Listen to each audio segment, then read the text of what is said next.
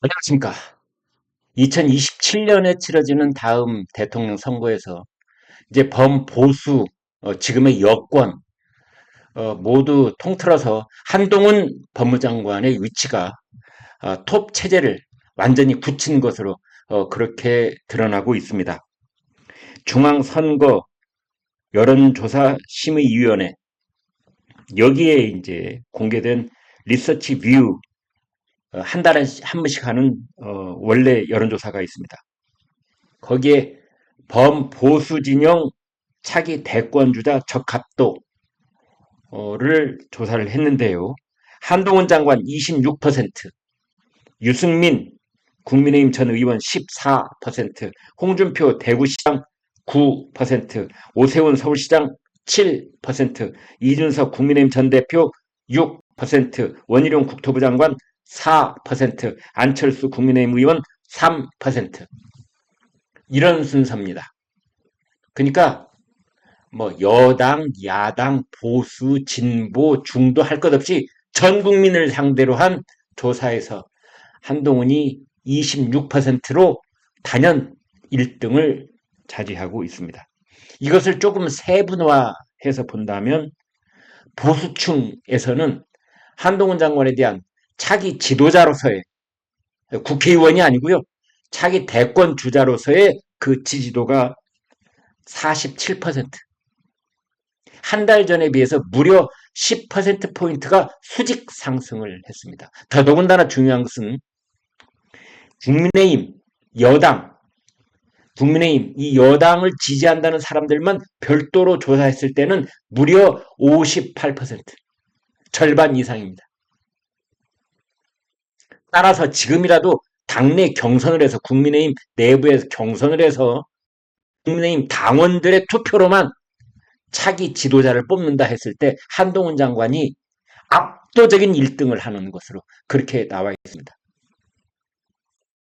전체 아까 말씀드린 보수, 진보, 중도, 그다음에 뭐 무관심층까지 다 포함해서 전체적으로 한동훈 장관이 26% 지지를 획득하고 있는데요. 이 26%는 여러분 2등, 3등 어떻게 조합을 하더라도 2등, 3등을 합한 것보다 더 많습니다. 그러니까 2등 유승민 14, 홍준표를 합하면은 23, 한동훈은 26. 대개 당내 경선으로 대선 후보를 정할 때 2등과 3등이 이렇게 저렇게 자기네들끼리 뭐 물밑거리를 해서 합치더라도 1등한테 대적하지 못할 때, 그때 1등 그 마지막 대선 주자가 굳어졌다, 자신의 입지를 굳혔다, 이렇게 이야기를 해볼 수 있는 겁니다.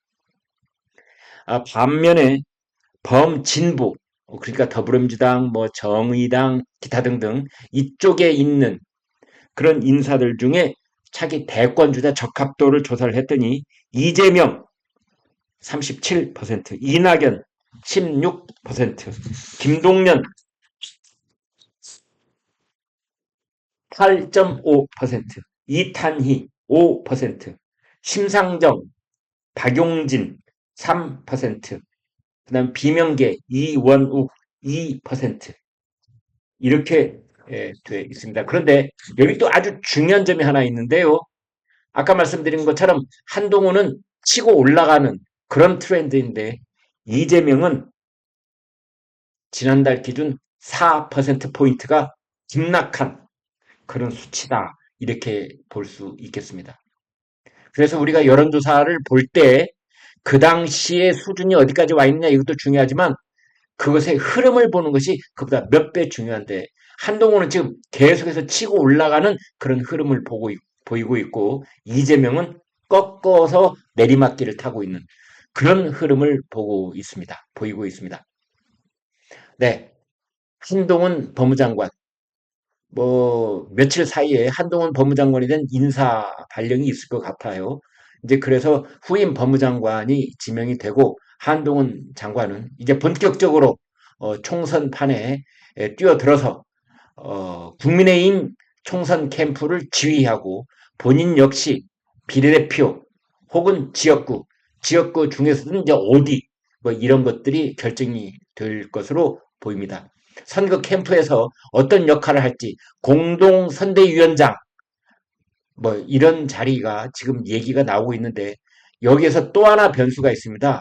그것은 김기현 대표 체제가 만약 와해가 될 경우에 그럴 경우에는 한동훈 비상대책위원장 이 이야기가 끊임없이 대두되고 있습니다.